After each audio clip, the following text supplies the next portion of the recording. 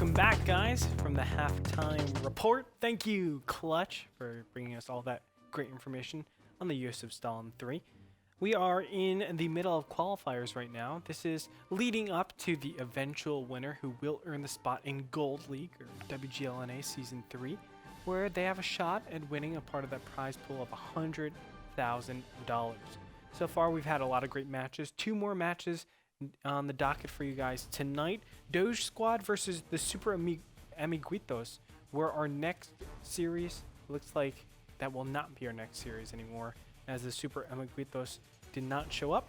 So kind of unfortunate, but that means we will be moving on into Game Over Insert Coin versus C'est La Vie. Now, both these teams have been showcasing pretty good skill. I would say C'est La Vie showing a little bit more, in my personal opinion. But how do you take these two teams? I definitely have to favor C'est La Vie. They did some really cool stuff the other day versus that was the Googly Bobbers. I liked it on Ents. They did a beautiful blind fire against Spoon in the 1390. IS3s don't have the view range to spot down that 5-6 line, and so they even set up in the beginning, waited for 6 cents to go off, blind fired him. It showed me that they have a great understanding of counterplay at the very least. Yeah. So they have a lot of potential, and they have people like Callus on there. That's right. From Wreak Havoc.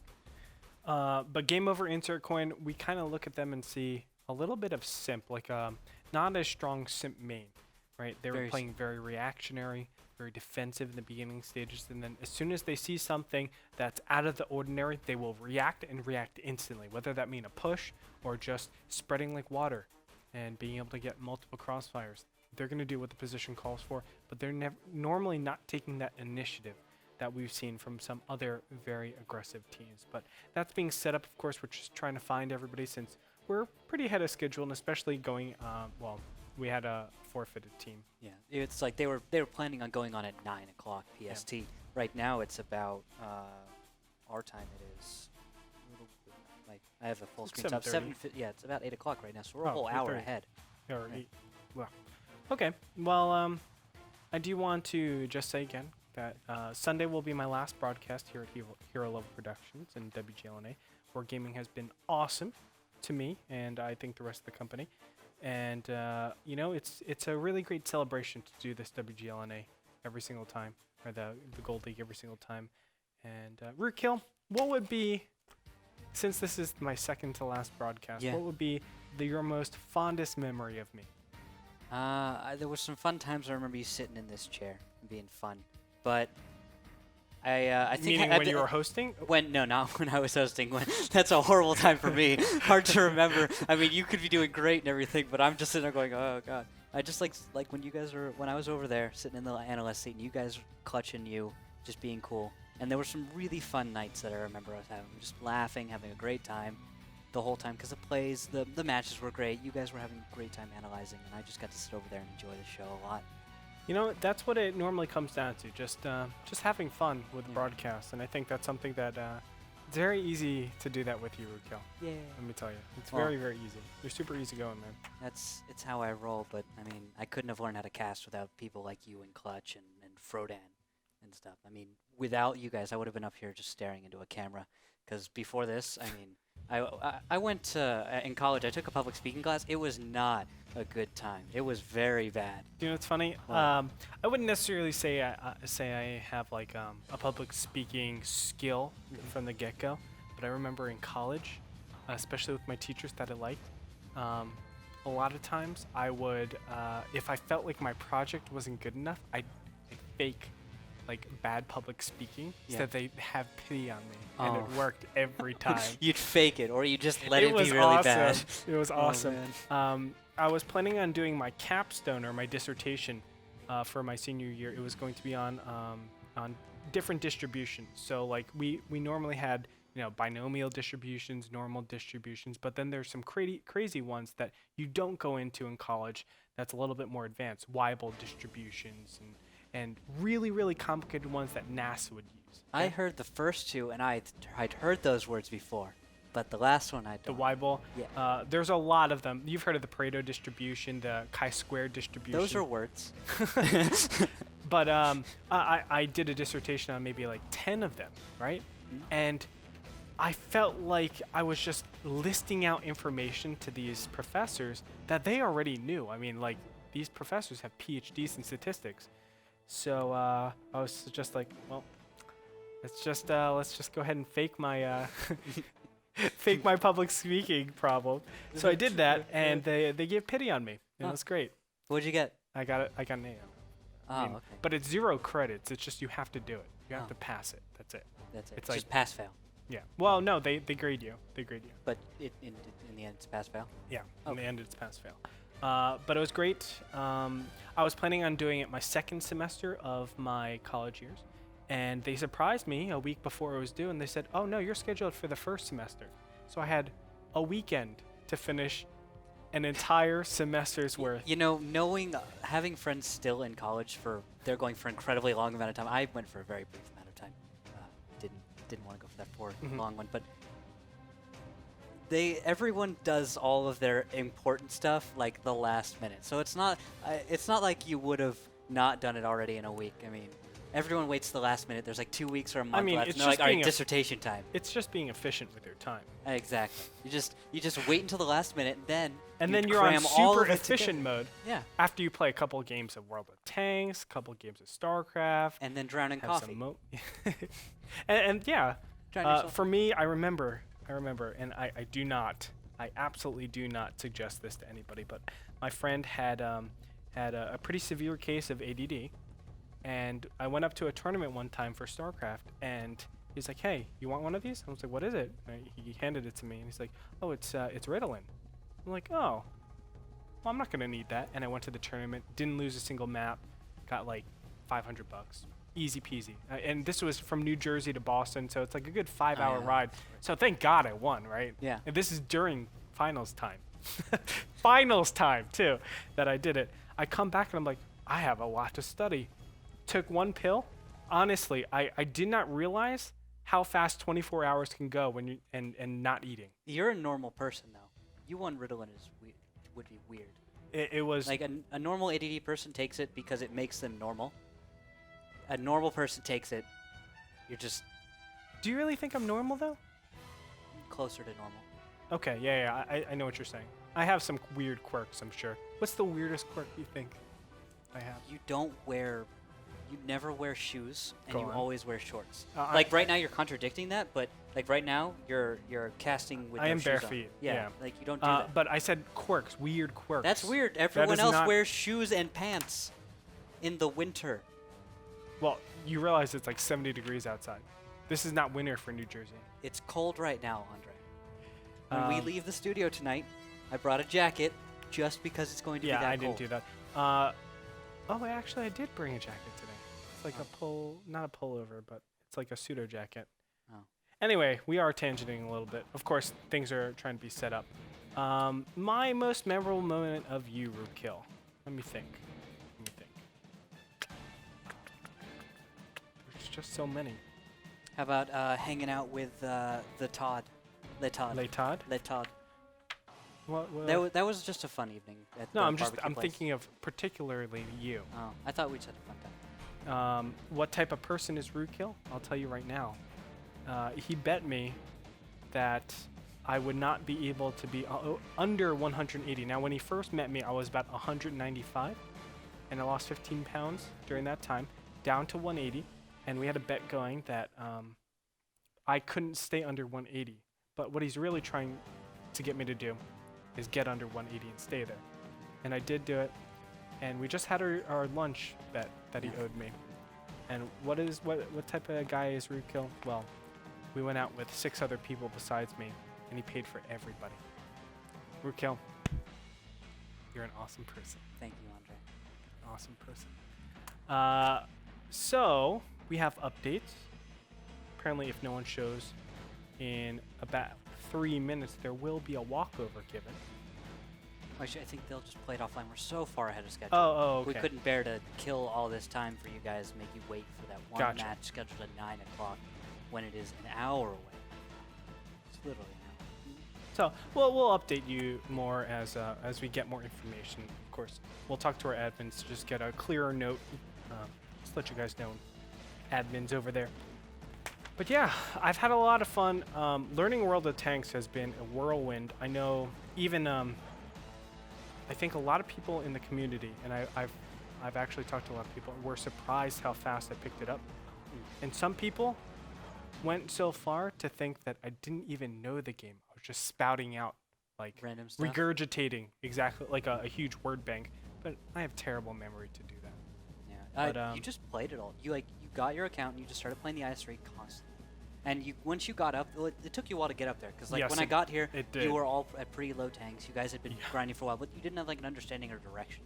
When I started the game, I had friends, and we all were motivated to learn the game. Everyone else on the entire game was new. Well, do you know what actually messed me up a lot? The KV1. And I'll tell you why.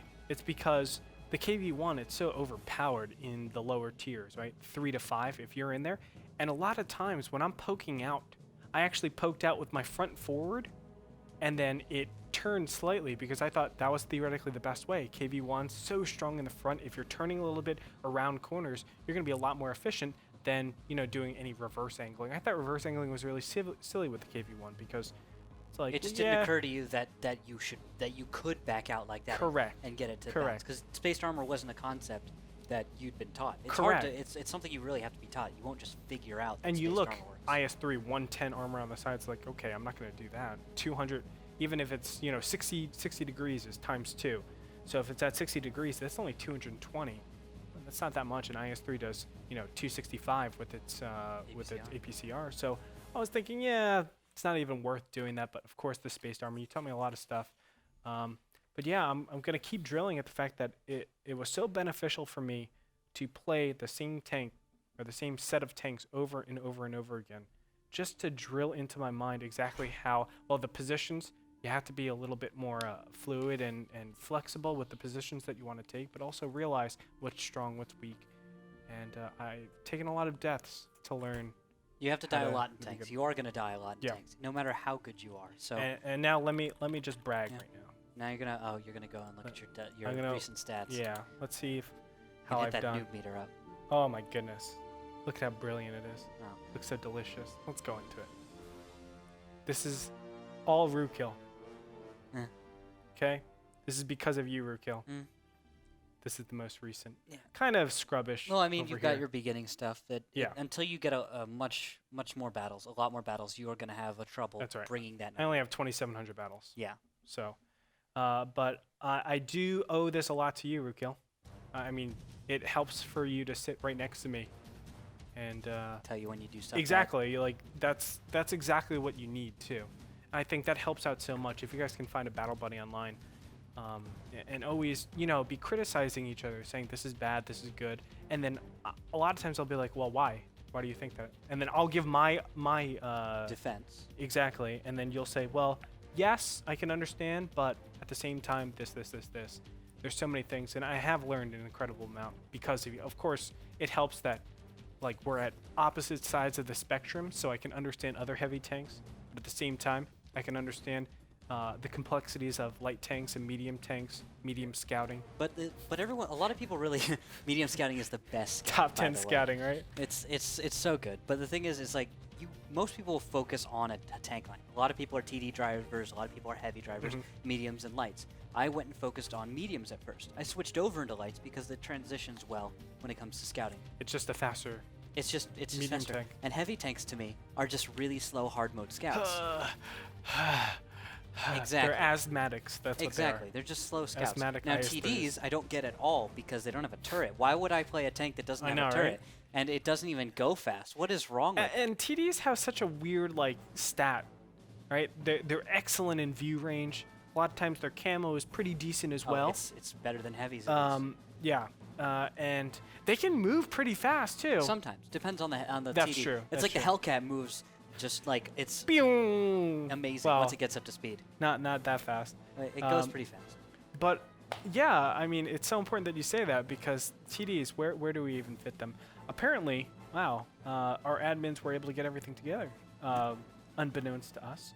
So here we go. We're going to go into this battle. It is going to be game over, insert coin versus C'est La Vie.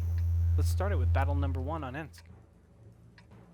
Looking at the tanks, What do we got? We Rukil. have two 5100s, two IS3s, and 1390 on the other side. That is looking like game over. They're going to have a 110, two AMX 5100s, two IS3s. Mobility definitely going to C'est La Vie. Yeah, with that 1390 over the 110. Of course, that 110 is putting out a lot more damage in a long fight, but the 1390 is putting a lot more burst in a short fight. He also has that mobility. That mobility will come in key, especially on the 5-6 line. If he wants to take control, get some T1 kills early in the game. Oh yeah. Oh yeah. 1390 has a beautiful 400-meter view range and super stealthy. But it's soft. we've seen blind fire. Yep. And So- Exterminatus is poking out here. He's going to be lit. And will there be any blind fire? Can there be any blind fire? Rukil. No, they are not set up. They are not thinking that way. Game Over is going with a strat that they've done 1,000 times before, and that is they're going to stack up in the northwest, and they're going to make their defense. They've actually altered it slightly. Travau is now looking down the one line to the south. You've got RG Colorado and Capitao, whatever his name actually is pronounced properly, but they are looking right down this road here. On that approach, you've got a 5100 absent. This was the old position you saw 5100. He's actually moved. He's going to be right here. Okay. Strider Hiryu has actually moved this position. They've altered it. He's looking to the northeast now.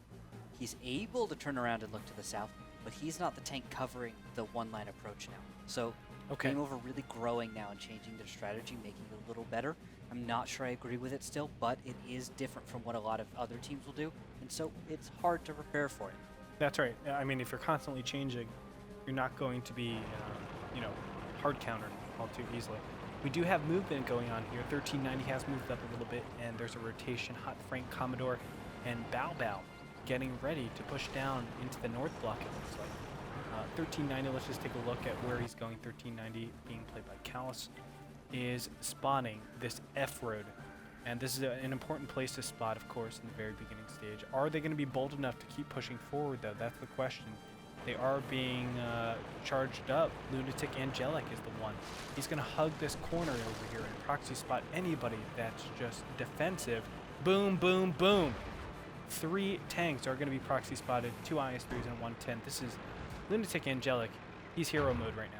Yep, this proxy spotting verifies it. Oh wow, and Travau will take a hit Yes, he down to does. 1184. Who fired that? Who's down the one line? It is Commodore. Oh, nice shot. I want to look at where that went, because...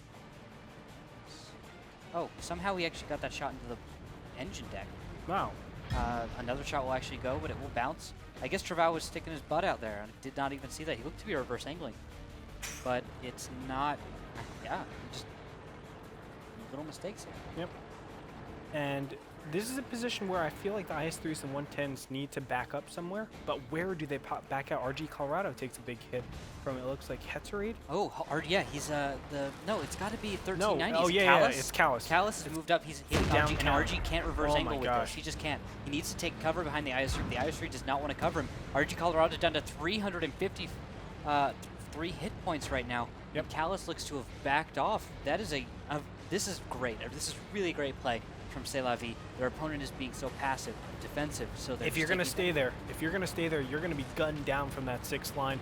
And I love it. Commodore just defending against any retreats. They're not defending, but being aggressive against any retreats, because obviously they don't have a good place to just duck behind cover. Now Travau takes a gigantic shot. Down he will go. Commodore going to line it up down. RG Colorado goes, and Patao is like, what the heck? I used to have 2 buddies. Now I have 0. Where are my other 2 buddies?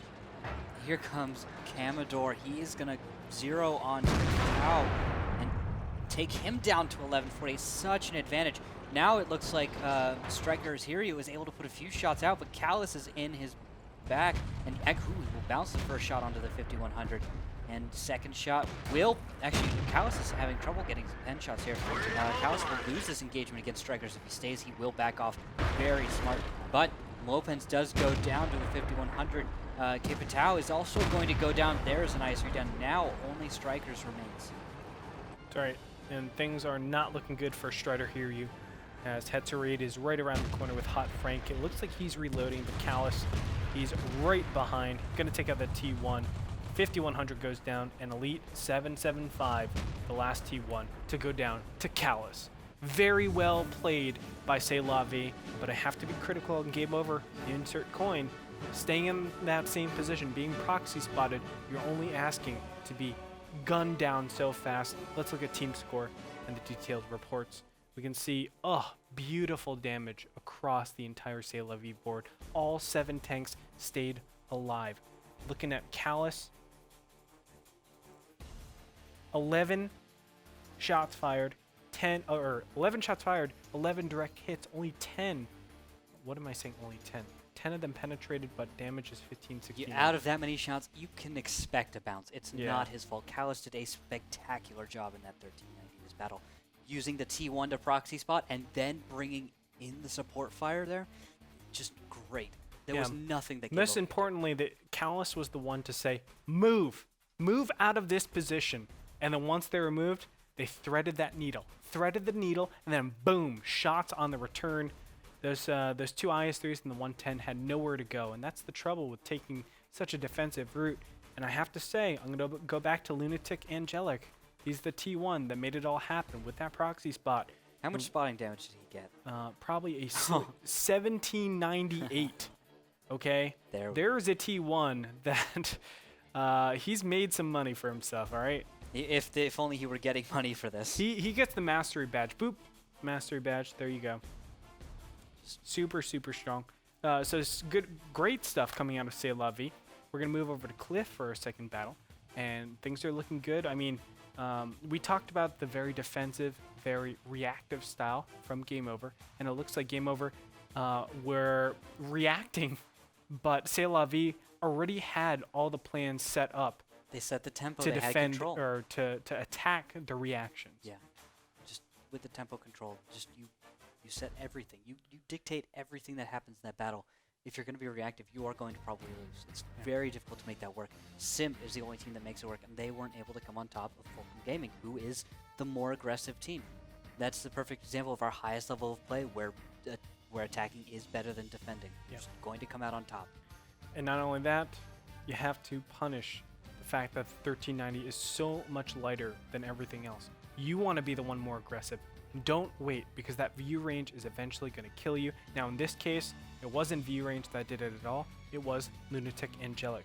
But still, it's a position where theoretically you want to be the person being aggressive. You want to be taking that brawl, because the 1390, yes, it might get good shots and it might get the right angle, but a lot of times it just doesn't have the firepower or the hit points to keep up the battle. We're going to move over to battle number 2 in this series between Game Over, Insert Coin, and C'est La Vie. It's going to be on Cliff. Let's get into it. Looking at the tanks, we have a T69 and 4 1390s for the side of C'est La Vie for the red team. Game Over. We're going to have a Pershing, 2 T69s and 2 1390s. Andre, there's a Spall liner on Flash Ram's 1390. Yeah, well, he doesn't want any HE shenanigans. Not just that, ramming damage, Andre. Yeah, well, he wants to ram into some people, that's all. That's awesome, Andre. Do you know what? Flash Ram will be going into the west side. I'm going to say that. Why? Because he doesn't want to be burnt up to any HE shells, and he wants to push onto his opponent. Just gonna ram. Boom! Yeah. Crush face. Actually, I really said that because he had the better jump. Okay, there, I said it. Looks like Elite 775 hasn't moved in this battle, though. That's not good. Once spotting happens, we can't there could be no restart. That's right. Should be coming back shortly then. And these T69s and 1390 look to be moving. Wow, interesting. Capitao is going to head to the east. It looks like not heading towards the middle. Maybe east side play this battle. Whoa, and everybody is spotted out right now, and they see the east side movement. Pershing taking a lot of damage in the beginning. 1225 out of 1440. Shots will ring true. Flash Ram. Get the connections and shove behind cover. Troval did not get the best course of movement. And RG Colorado now going to be beat up from the west side. I guess there's a 1390 out there, Andre. Yeah. Did Elite 775 come back? I haven't seen him back yet. No, he is now. He is now connected. Just now. It's a little bit late. So unfortunate. Yeah. because right now, I mean, you can't have a reset. Hot Frank over here on the west side, so he was not the first one to go to the west. Strider Hiryu is going to town against Commodore. But it looks like nothing's going to happen from that engagement. Khalees is joining up on the west side, trying to get that additional flank. But, I mean, let's just be very clear. They're up 1 tier 8. They've taken very little damage. The game is 95% of the time going over to C'est La Vie at this point. Yeah, C'est La Vie would really have to drop the ball in order to lose this one. RG Colorado taking another hit down to 110. Callus has moved across the way, and he will finish off RG Colorado. This is slow, but it's going to be a very one-sided fight at this point. Commodore actually taking damage. Going down to Strikers. Strider Hiryu. Callus taking a lot of damage, 413 hit points. Strider Hiryu is the one that's spotting for him. Lopez was able to connect a couple of these shots, but now Elite 775, the guy that was a little bit tardy to the party, he's going to be paid. No, he's going to pay for that tardiness. 364 hit points now. He's completely pinned. He can't move forward, and backwards probably wouldn't be a very good idea either. This isn't looking too. Lunatic Angelic does get spotted in the T1, and he's jumping off a cliff. Hetzerade. He looks to be jumping off. He has jumped off a cliff. Oh, wow. Yeah, they're chilling out on this cliffside. We might have some kind of strange T1 cliffside fight. I'm not even sure he can get out of there. Well, I would love to see a Goomba right on top of him. That would be majestic. And then a push into the waters. The Goomba doesn't actually kill him. Gotta thread that needle. Elite 775 gets taken out by Hetzerade. Easy peasy. And this team of Game Over Insert Coin is just slowly getting whittled down 1 tier 8 at a time. Now the push is actually going to come in. There's the forward motion. We've got Kipitao pinned down low, pins down to 66 hit points. He's going to take another hit, get tracked, then he's finished off. Now Hetzerade will get the finishing blow on this tier 8. Nope, he's reloading. He's really?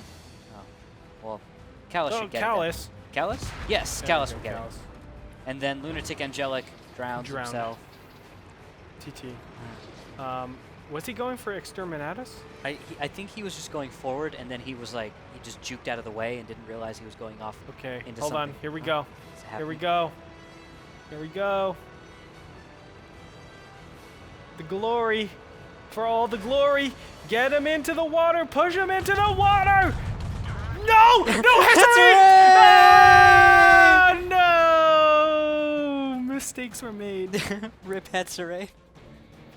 Baba's just like, no! And he drowned. He's dead. Well, Rip. Oh, he pushes the wreck off. keep going. Victory still to C'est La Vie. That's unfortunate. 1390 driving, but it's okay. You're in. There are other tanks down there. Let's say that. He's joined with not friends. Oh, that's okay. That was a pretty easy win, I would say, overall. C'est La Vie was able to take the very early win in the beginning stages. Elite 775 was late to the party. And because of that, I mean, you're down a tier 8 tank. You can't assert yourself on the map. They didn't call for a recall or a mulligan at that point, where you can. It's in the rules that if you disconnect or any of your team members disconnect, you can call mulligan. It has to be before any spotting actually happens. So really unfortunate. But battle number 3 will take place on Himmelsdorf. Himmelsdorf, I would say, let's just say it, it's Callus's best map. Yeah, he did. He is given credit for beating Fulcrum Gaming whilst in Wreak Havoc. So the only defeat for Fulcrum Gaming ever, as far as matches. Battles they've lost their fair share. They but lost that's their bound matches, to happen.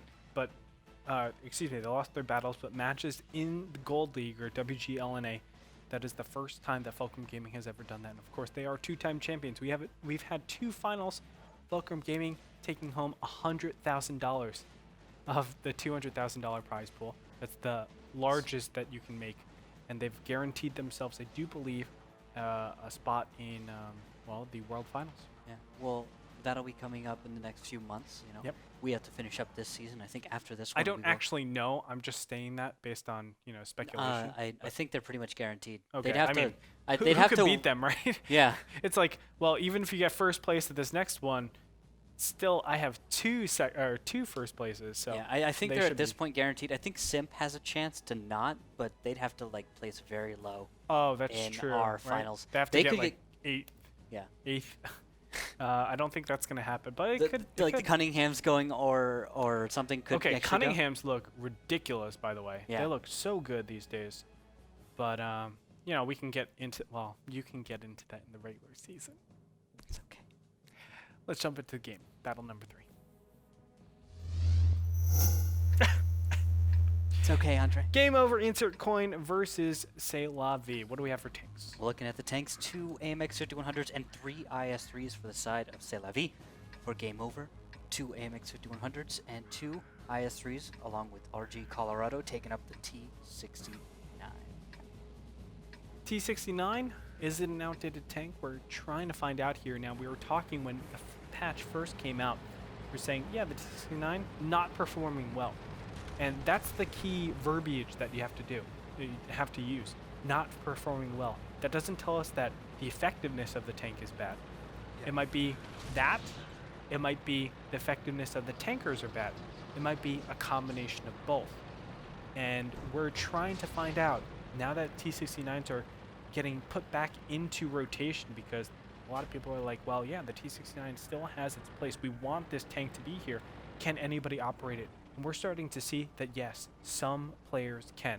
So far, we have a very defensive lineup setting up at the west side, scouting out Patau over on the C3 line. But that's about it. That should give the rest of the C'est La Vie team an indicator to know that they're all in the northwest. What do we see on the north side?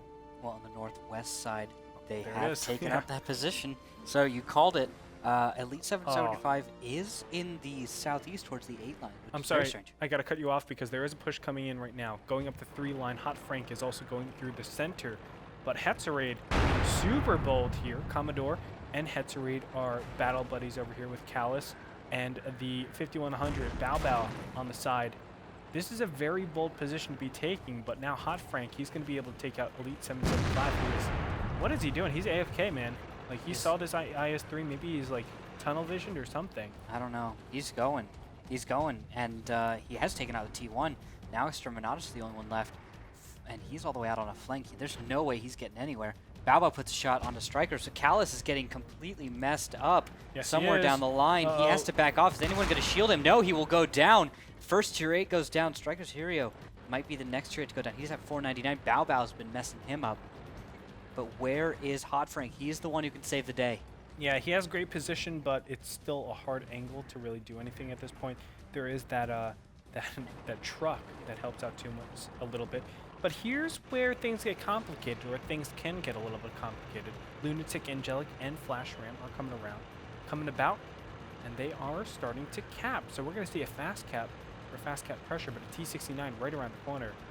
He does spot this. RG Colorado is going to drive forward to take out these T1s. Flash Ram might get a chance to salvage himself. But Lunatic, Angelic. But Hot Frank Oh, to Lunatic. the rescue. Here we go. Freaking hero. He bounces, but also a track shot by RG Colorado.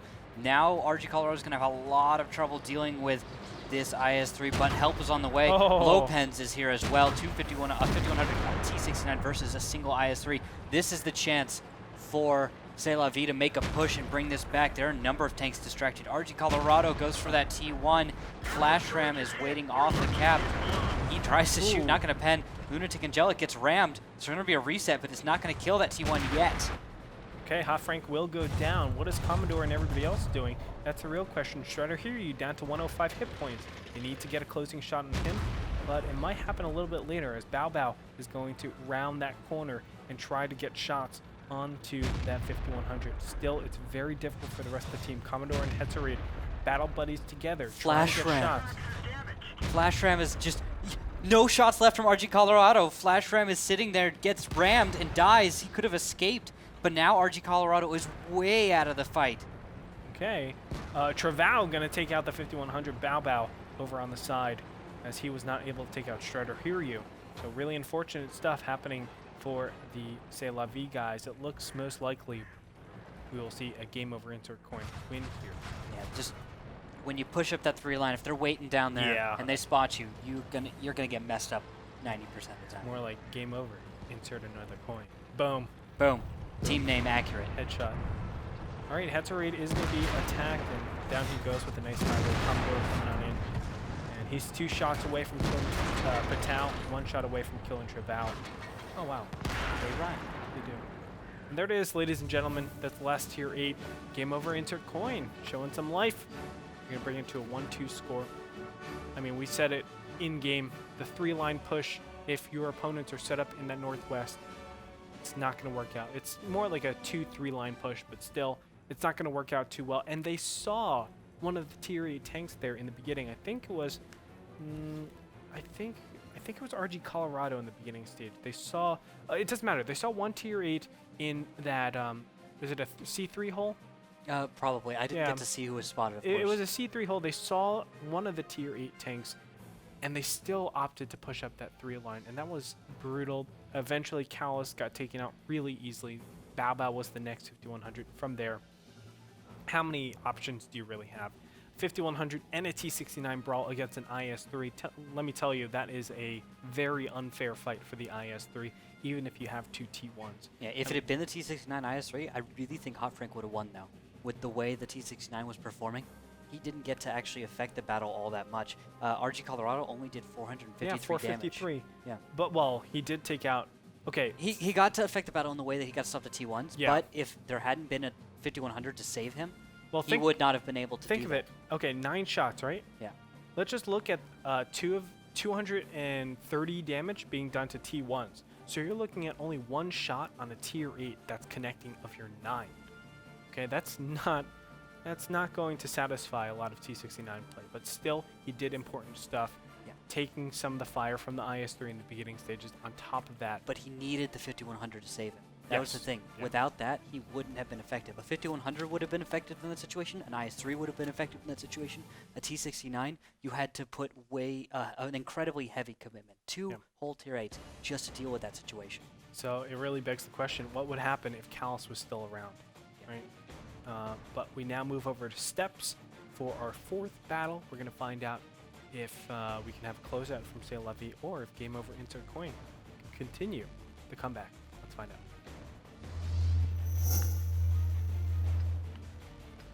Taking a look at these tanks, 2 T69s and 3 1390s for the side of C'est La Vie. A Pershing, 2 T69s and 2 AMX 1390s for the side of game over insert coin. I'm seeing some really weird loadouts on these tanks, Andre. I'm seeing a spall liner on a 1390. I'm seeing a camo net on Lopez. I'm seeing a toolbox on Elite 75. I actually get the toolbox. I understand that one, actually. You want that repair speed. Makes sense. I love toolboxes. It's so expensive, 500,000 silver, but it's so worth it because you can transfer it to any tank. It's like buy Nox and camo net. You can just take them off. So you only have to buy 1 if you want to be really cheap. Well, then you need gold though. No, you take it off for free. Oh, really? Yeah, just like buy Nox and camo net. Oh. You don't have to pay money to take them off. Oh, baby. Yeah. I did not know that. Can you sell them? Yeah. Well, why would you sell it though? So I can buy them again? But you get half of what you got. But I have so much money. Just so much money. Did you know there's an app called, or there was an app called, like I'm Rich or something like that? There's a $500 app that did nothing, and people bought it. People bought it because they were rich. Yeah, just to prove that they were rich. Or that they were willing to spend $500 to say they were rich. Nothing. Literally nothing. It's just an app that says, like, I'm rich. Wow. See, we're missing out on the good ideas. Commodore gets taken out very quickly over here. Wow, that's surprising. He was chilling out somewhere on the Patel. base. Got caught out very early because you have Exterminatus and Striders here. Both T1s are very far forward. They are all the way in the middle of the map. That's actually pretty solid use of the T1s. They've got great map control at this point. Lopez takes a big shot. Oh. Needs to be careful. He's going to go darker. We've got a great trap actually set up. Well, it was a great trap until that cover got blown. But Elite 775 is still in that position. There's this great bush cover. If one of the 1390s from C'est La Vie gets too far forward, it's just game over. And that I'm just gonna keep saying game over, unfortunately. But you will take a lot of damage. Ooh, Now RG Colorado. I mean, why are they why is he still on the approaching like this? I don't know. I don't know why he kept doing that. They know the 1390 is doing these scout runs. Yeah. And Hetzerid, I have to say, he's doing some risky scout runs too. Well, not really. I take that back. Take it back. take it back. They're pretty comprehensive. The one thing is, like, I feel like based on the distance, although it's not that far anymore, Travau is right around the corner. Holy Lopez moly. is taking shots. Travau spots Flash Ram, but it looks like Lopez was spotted in the 1390 from somewhere, and he actually takes a hit sitting out in the open. He puts a shot into Callus. That's a good 400, 500 meter shot connection. Someone else will connect onto Callus at the same time. That must have been, I guess, Elite 775. And he is spotted out all the way in... I Hotel lost it Zero? now. H0? Yeah. He's going to tell us that that he's reloading. Hang on back. They're going to pull actually to the west side of the East Ridgeline. Really? Yeah. Well, guess what? What? Hot Frank and Flash Ram, battle buddies going over to the west side as well. Oh. And they're looking to spread the map out. Oh no, if Callus down to 658, he's taken a few hits. More people will be opening fire, I expect. RG Colorado out on top, does look for a shot. Doesn't look like he can get the shot onto Callus. Callus is not in a good position. Someone will declare that they will fire on him. Oh, that's Strider's Hero requesting fire in his T1 Cunningham, as Travau does move up into a hold-down position. Patau, he's out in the open. Hot Frank has the most glorious shots right now. Oh wow, look at that Popping out. pen. I mean, this is brilliant. And now it looks like the trap has been sprung. But for the opposite side, we have Game Over Insert Coin just pushing into a position that really doesn't justify any advantage. And at the same time, taking so much damage for themselves. Yeah, it is getting spread around. Callus is about half health, but everyone else for the side of C'est La Vie is just full. about full. They are full, except Commodore, of course. He's dead. Yes. But I mean, if you look at the red team, they're peppered a little bit here and there. Yeah, peppered. Pepper's the good word. Maybe garnished with a little bit of death. Boom. Bao Bao starting to back up a little bit because Elite 775 and Travau are on the move. And he sees that very loud and clear. And they're just going to go into this small defilade here and maybe surprise their enemies. 2 T69s, 1390s giving great crossfires as well. Bao Bao going to sneak up here, try to get spots out, see any emerging tanks moving up, but they will see none of that. Travau does try and climb, but he finds the one spot on the hill that you cannot climb and must slide back down. Looking for that hold-down position. Looking for some C'est La Vie people, but I guess they've all pulled off to the west. No. Just about? They're not. Look at this attack. They are attacking, man. They Love are it. going for it. Hetzerade, Hot Frank, and Flash Ram are leading the charge, actually, with Callus and Bao Bao. Now, Callus is on the outside. We don't love that, but they saw the Pershing was a little bit out of position. They want to jump on those two tanks, anticipating some sort of big Game flank. Over just happens to be pulling back at this Wow. exact moment. So sick. But, Patau takes a lot of damage. And I guess they're thinking, well, they took so much damage, guys. Let's go for this. Pershing Travau is going to be found out right around the corner. Hetzerade only taking one shot. A lot of shots going out here. And Hetzerade might, well, he's actually backing A up. huge number of misses by 1390s could allow for a win in this engagement, because these 1390s will be reloaded shortly. They may not be able to even finish off Elite 775.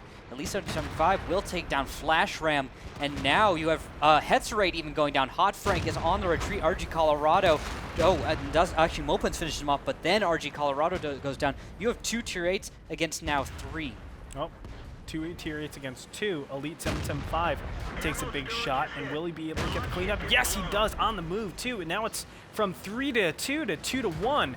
And Bao Bao's going to take cover. He is reloading right now. Callus, is he reloading? He must be reloading. He took a few shots onto, I think he's loaded already. He's going forward. He must be. Yeah, he has to be right now. And he's giving Bao Bao a little bit of time. This Crossfire Mopens is not going to be able to escape further south. He's actually going to risk it and go into the open. Bao Bao should stop. He does, and he will. First shot is track shot. Wow. And I think, is his kit already He burned? just burned his kit right then. And now Callus is going to line up the shots. Oh, tracked again. Double tracked. No way he's getting out of this one. 1 or 2 more shots, depending on rolls. Two more shots. And down he goes. It is 2 T1s against 2 tier 8s. And a tier 1 Lunatic Angelic gonna just chill by this cap while the 2 tier 8s go and cap out the base. 3 minutes and 10 seconds left, so it's plenty of time. And guys, we have a C'est La Vie win most likely over here. I don't see it going any other way at this point, unless in this 3 minutes left, these T1s can manage to draw. Wait for it. And they have Hispano Susans. Yeah. It's the. Come on, Andre. I'm trying. You're man. looking for that little window of hope. And Lunatic Angelic. Let's see if he does it. Let's see if he does it. Let's see if He just sees him waiting, watching. Oh man, he's like, this is beautiful. I have shots lined up. Here we see the T1 Cunningham in its natural habitat. Death. How Tempting. sick would this be if like he misses all of his shots, Lunatic Angelic dies, and then they get the blue base cap? No way he misses. Not with that many shells. There we go. He fires once. He just does one little burst. Right to Exterminatus. Next burst right into Striders. Reset. Great play by Lunatic Angelic. Not trying to kill a T1, just saying, okay, as long as I get one shot off on them, it's perfect. No big deal. And it's so Angelic. annoying and just infuriating when that happens too. And that's because two T69s just chilling. They know they got the win. Red base is captured. Ladies and gentlemen, c'est la vie. We'll take the win in the series. Congratulations. This is the c'est la vie we know, we love. And this is the reason why we put them ahead overall in even last qualifiers. Googly Boppers really surprised everybody, but still C'est La Vie, I think, is considered the hard favorite over here in qualifiers number 2. Yeah, just for a number of reasons. The experience they bring to the game. It's an obvious lineup from my perspective, knowing who these players are, that they're expected to perform just like Pub Stars last season. Yep. A team that had some players we were familiar with, a lot of players I was familiar with, but not in 742. They come together, incredible skill, and apparently French speaking, which is interesting. I really want to listen to those comms. Yeah, me too. Because then we'll have a nice Spanish speaking sounds of the game. We can put a French speaking one. We have a Russian speaking team now, so we've got it all. Very American of us. It'll be really, really cool if they were able to make it. But a lot of really fantastic teams, of course, Victoria's Secret, Bomb Squad, Sympasaurus Rex, and now C'est La Vie will move on in these qualifiers. Tomorrow is going to be our quarterfinals. Is that right? Yeah, quarterfinals. I see Yeah, 4. wow. I'm actually looking at the bracket right now. Holy moly. I don't know the results of T32 Best Tier 8 2013 versus Wreak Havoc or Shock Therapy versus Oogie's Boogers. I think those two, well, Oogie's Boogers is going to be really cool, but especially Wreak Havoc versus T32 Best Tier 8 Tank 2013. We could not show it to you guys tonight. Yeah. I'm very sorry about that. Just when it comes down to scheduling, you get the teams fitted into slots, and that's what we're going to go with. That's right. But guys, that is going to do it for the day. Thank you so much. We want to remind you, thank you so much also for tuning in and joining in the conversation with us. Of course, if you want to keep joining in the conversation, you can go over to Twitter, Facebook, WGLNA on both of those. A big thanks to our sponsors, Azo Monitors, available at Amazon.com, Kingston HyperX, Alienware, and last but not least, Razer. That's going to do it. This is my second to last broadcast. Sunday will be my last broadcast. Tomorrow will be featuring the handsome Rootkill and Clutch. And then all three of us will be on the broadcast on Sunday. It's going to be a lot of fun. Rootkill, any last words? Thank you guys for tuning in, and thank you, Andre. Thank you. And we'll catch you tomorrow, same time, 5 p.m. PST. See you.